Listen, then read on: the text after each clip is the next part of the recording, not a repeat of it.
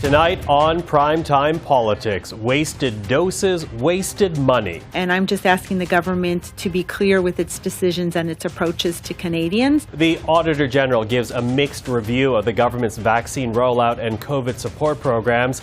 They helped, but doses were tossed out and billions of dollars given to people who did not qualify. We will speak with the Auditor General. Also, nature is under threat. The Prime Minister welcomes the world to Montreal as delegates from nearly 200 countries try to hammer out a deal to save the world's biodiversity. Coming up, we will speak with the Environment Minister Steven Guilbeault. And remembering the lives lost at Montreal's École Polytechnique 33 years ago today. This is Primetime Politics. Hello everyone, I'm Michael Serapio. The Auditor General released two new reports today, the 10th and 11th report to look at this country's COVID-19 response. One was on the procurement and distribution of vaccines, the other on government support programs that were created to help out individuals and businesses. In the end, both efforts received mixed reviews, both accomplishing what they were designed to do, but both also losing money. Well, we're now joined by the Auditor General of Canada, Karen Hogan. Ms. Hogan, good to see you again. Hi. So you have released two reports today, and I do want to begin with the benefits paid out to Canadians during the height of the pandemic. Now you credit these payments for preventing a rise in poverty, helping Canadians with financial challenges, not to mention the economy. But billions of dollars went to people who did not qualify. Just how much money are we talking about? How did that even happen?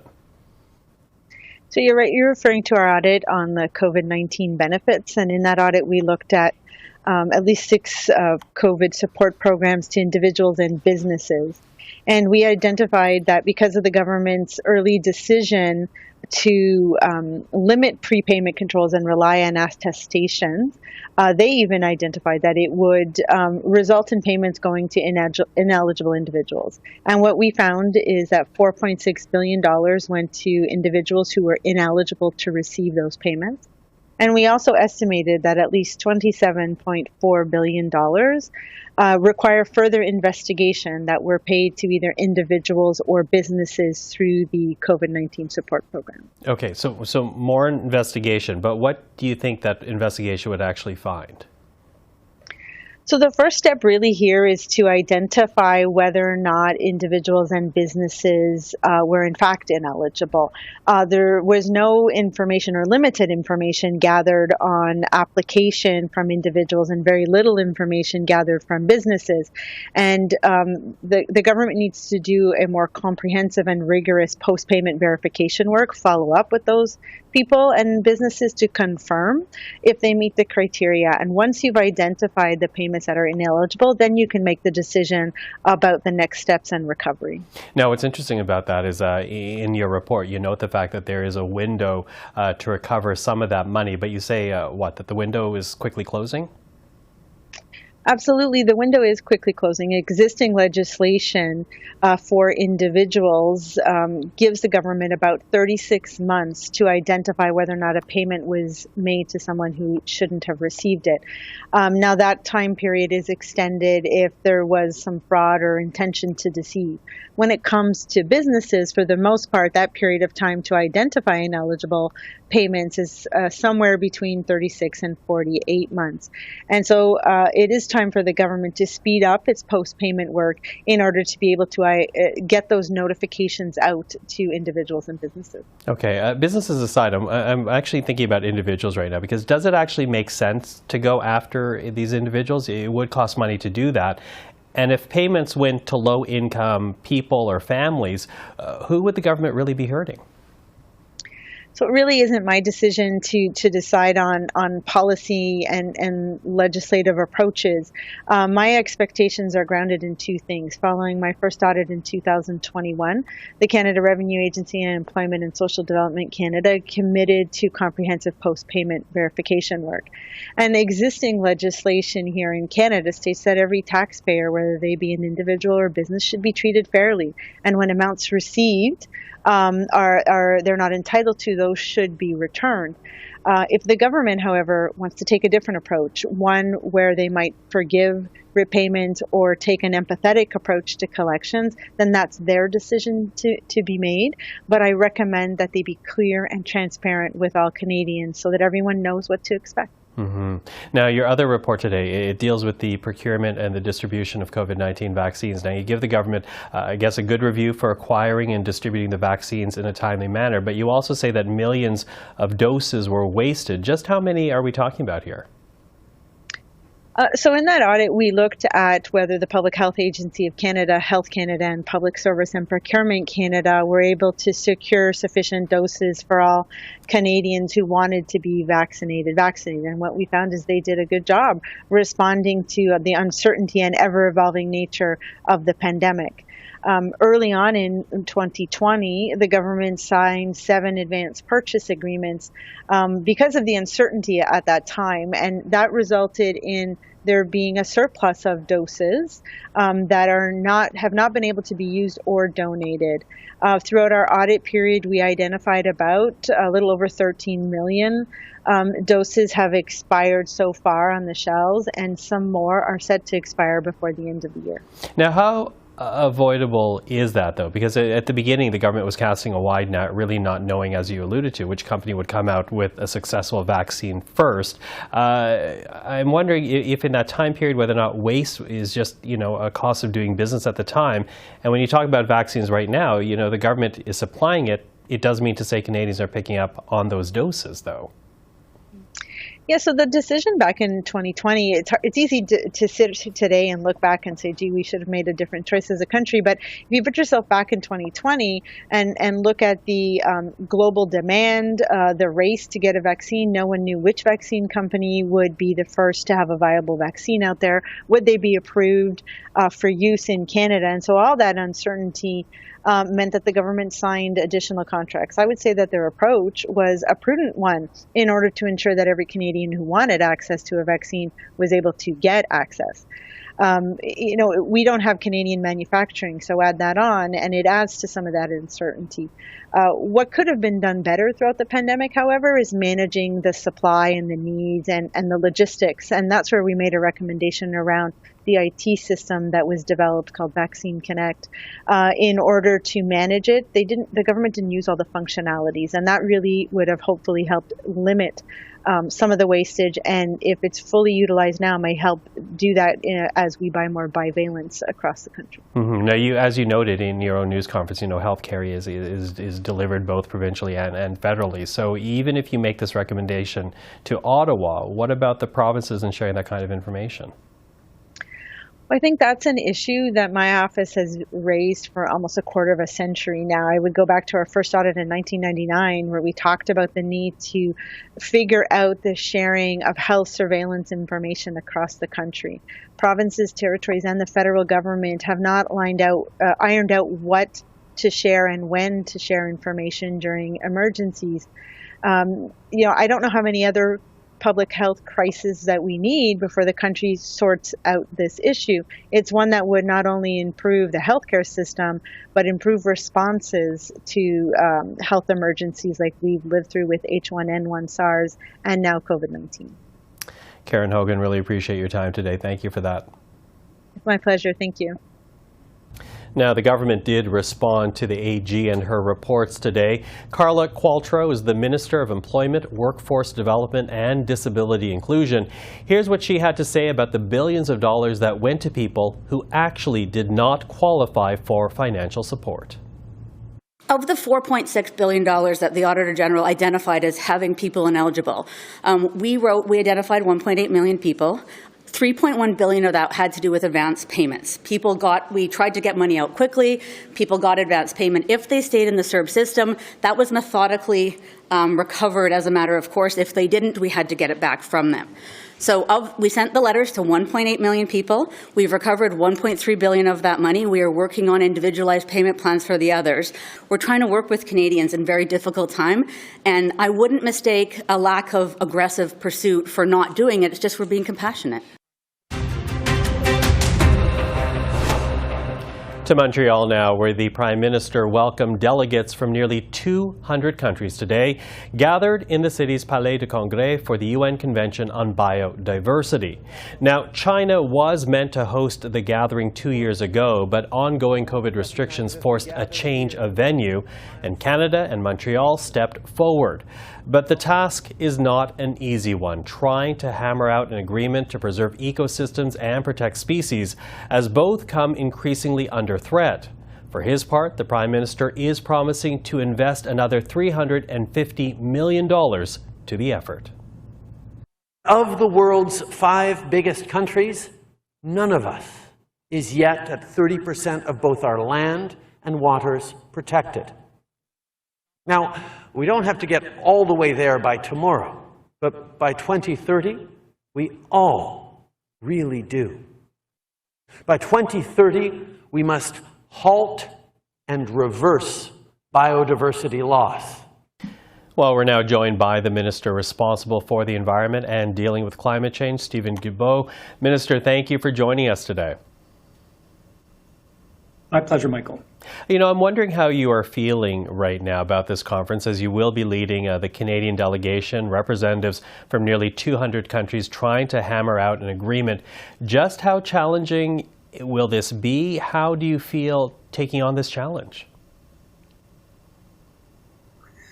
We obviously thought long and hard with the Prime Minister about whether or not we would accept this offer that was being made to us by the United Nations to host this, because it was supposed to be held in China because of COVID. The Chinese couldn't hold it. It had been postponed for 2 years. So there was a real desire by the international community that it would take place this year, and they turned to us for that. So it's both a great honor, but also an important responsibility, which we don't take lightly. Which is why we've been heavily involved in the negotiations and the discussions internationally over the last. We were already involved, but we've been heavily involved over the last 5 months. Mm-hmm. More heavily involved, and it's certainly a nod to this country that it was approached by the United Nations and the countries involved. But you know, I'm wondering about how you feel about our country's moral authority to be leading these discussions on biodiversity. We've just seen a report that tells us that nearly 20% of all native species in this country are facing the possibility of extinction.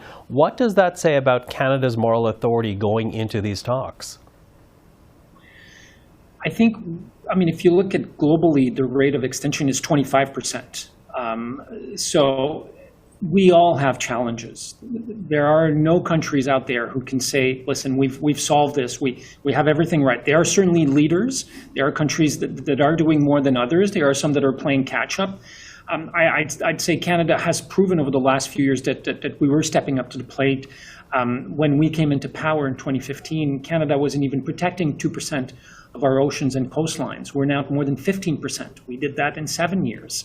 And we need to continue at this rate to achieve the ambitious target we've set for ourselves of protecting 30% of our lands and oceans by 2030. There's been a number of studies by environmental organizations in Canada, conservation organizations, that say it's possible. We can do that. Now, it won't happen by chance. It won't fall into our lap. We'll have to work hard with Indigenous people, with civil society, provinces, territories, even the private sector, to achieve those goals, but it is feasible. It is the goal, and a couple of things that you mentioned there. Let's begin with 30 and 30, this idea of protecting waters and oceans, 30% of it with by 2030. So you're looking about 8 years from now. Canada is nowhere near that goal right now. To my understanding, we're about half of that goal mark, roughly speaking. What do you see as the low-hanging fruit that Canada can tackle right away? What do you see Canada tackling in 7-8 years' time to meet that goal? Well, as I said, when it comes to ocean, we protected in the last 7 years 13% of our oceans. So we can do it. But we've proven that it is possible to do it. What are we doing? We've intensified our discussions with Indigenous people, with provinces and territories. We've committed billions of dollars, $5 billion for nature in Canada, which is orders of magnitude larger than anything that had been done before in this country. So we're confident that between those two elements, we will be able to achieve our our targets.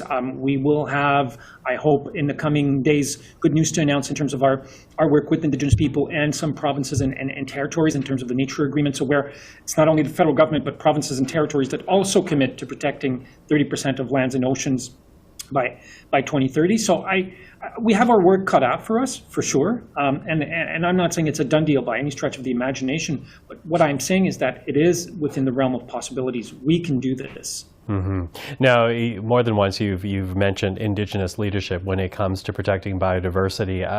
Talk to us about the importance of Indigenous leadership, how you're hoping to highlight that at this conference.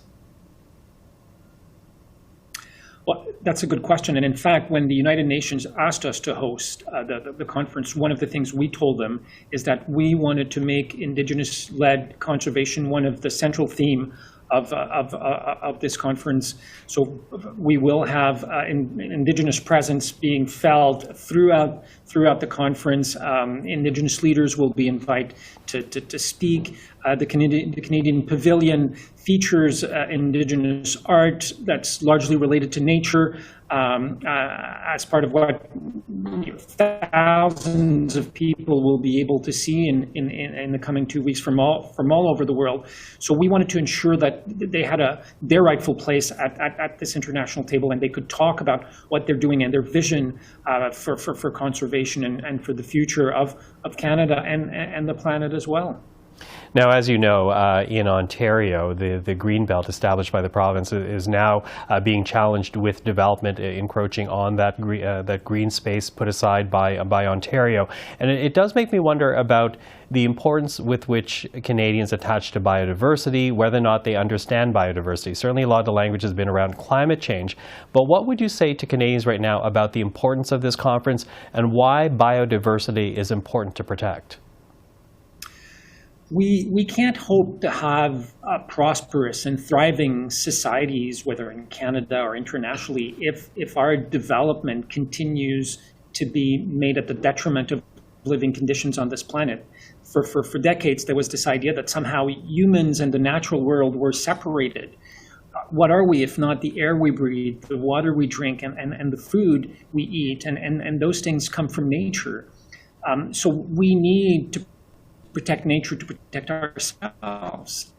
And some people will do it for the beauty of nature and for the intrinsic value of nature itself. But if you're not doing it for that, then do it for you as humans. We are part of this. We are linked to the natural world. The more we degrade the natural world, the more as a society, as a species, humans will suffer. And reversely, the more we protect, the better off we will be collectively here in Canada and around the world. Minister, appreciate the time today. We'll speak again before the conference is through, no doubt. Great pleasure. Thank you, Michael. Thank you. And one final note on COP15. After our interview with Minister Guilbeault, protesters did interrupt the Prime Minister's remarks at the conference. It was a brief interruption, but this is what it looked like.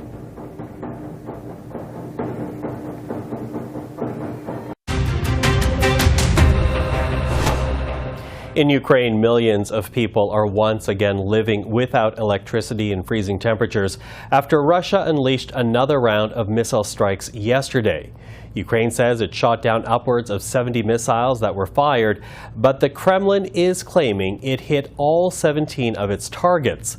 Now, this is the backdrop as 2 Ukrainian parliamentarians come to Ottawa looking for continued support and sharing what they have witnessed on the ground as Russia continues its illegal war campaign. With more, we're now joined by Ivanna Klympush-Tsintsadze, who is a former Deputy Prime Minister of Ukraine, and Mariya Ionova, who is a Ukrainian Member of Parliament. Welcome to the two of you. We're grateful for having having us here. Thank you for the invitation. Ivana, I'm going to begin with you. The Kremlin continues their illegal invasion of Ukraine. We have seen the relentless missile strikes, and not that long ago we also heard from the NATO Secretary General. He accused Russia of weaponizing winter. What have you seen, what have you heard that would support that accusation? Well, it's our life that we are living through as a horror every single day. Because a lot of families in Ukraine, basically in 19 regions out of 24 are living at this particular moment with at least 12-hour power outages. That means that they are using the winter as a weapon, and they are trying to sow this chaos and frustration and humanitarian disaster into Ukrainian society. But they are definitely not reaching their goals. They are just getting the opposite response because people are more resolute to fight back and to ensure that this aggressor is being kicked out from our land. Resolute, as you say, as we continue to see this bombardment of Ukrainian infrastructure. Tell us a bit more, Ivanna, if you will, of the kind of suffering people are undergoing right now, because I can't imagine, for example, trying to deal with winter without heating in their homes. You're very right by asking this question, because it's really, you know, when you are in a warm apartment, in a warm house with electricity, with water supply, it's pretty difficult to imagine how people are adjusting. And people are trying to provide for themselves through generators, but definitely not everyone can allow this thing to be bought. So they are grouping up with families, with friends, and trying to go through this very, very difficult and challenging times together. And obviously the government is also trying, along with the private companies, to repair the grids, to provide for some also temporary relief with generators, but that's not yet covering all the need. So that's why we are also here, because it's part of the priority request right now from Ukrainian society to have more engagement, to have some energy Rammstein, that coordinated effort providing Ukraine with the ability to defend itself and protect its civilian infrastructure through air defense and anti-rocket defense, but also repair the grids so that we can provide people with basic needs to go through this tough winter that is ahead of us. Mm-hmm. If I may to add that this is the next, it's again a war crime against humanity and against civilian population, because he wanted to freeze our children, our elder people, I mean social infrastructure. So it's an evidence that Russia is a state who is financing such terrorist acts, because also not only he's hitting not only our infrastructure, but among this 100 or sometimes more than 100 missiles, they're also hitting maternity houses, hospitals, and private houses. So he's killing civilian people, and that is why it's another case, a more additional case for the International Tribunal. Mm-hmm. The International Tribunal. Yeah, and you know, Mariya, it's interesting you raise all that, because today, I'm sure you're aware, is a grim anniversary here in Canada, a day when we remember the murder of 14 women at Montreal's École Polytechnique back in 1989. And that's poignant because when you think of the violence inflicted on the women of Ukraine as a result of this illegal invasion, we seem to be hearing more and more stories of crimes, as you said, war crimes, in this case committed against women in the country. Can you tell us about what has been collected, the stories that have been unearthed at this point? Of course, we will not tell you the exact numbers for today.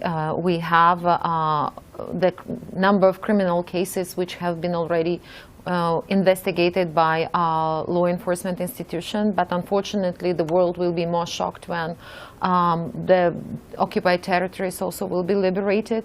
But it's not only sexual violence, and you know that the youngest who have been raped was 4 years and the eldest 82 years old. So it's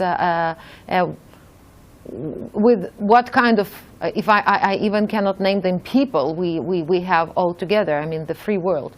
But I also would like to say that it's not only about violence, it's not only about kidnapping, raping and torture, but it's also, we would like to share with you the positive stories about women, because we see women now in armed forces, we see women in territorial defense, we see women business, economic, social social services and also they're staying with their communities. And you know that we have lost a lot of women, the mayors and the chairs of the communities have been killed by Russian soldiers. But anyway, we are all together working, and I think that this is also an asset. Our Ukrainian women, how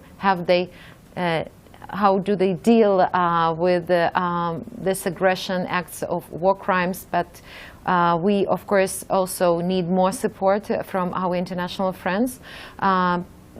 But we need also to think about our hostages and prisoners in Russian territory. So we also call not to forget about them, that we have to release them, and Geneva Convention has to be implemented by Russia Federation. Mm-hmm. Now, Ivanna, it's been suggested by countries like France that a negotiated peace is still possible. Do you agree with that? You know, I'm very much worried when I hear the calls from France, for example, to think and provide Russia with some security guarantees. So I cannot really understand what exactly has to happen for the final sobering up of all the international community in order to understand what are we standing up against. Ukrainian people, in huge majority, more than 80% at this particular moment, are not supporting any negotiations with the Russian Federation. Any offer of the negotiations that Russia is putting on the table through its media channels is basically a smokescreen in order to regroup and to start yet another attack on Ukraine.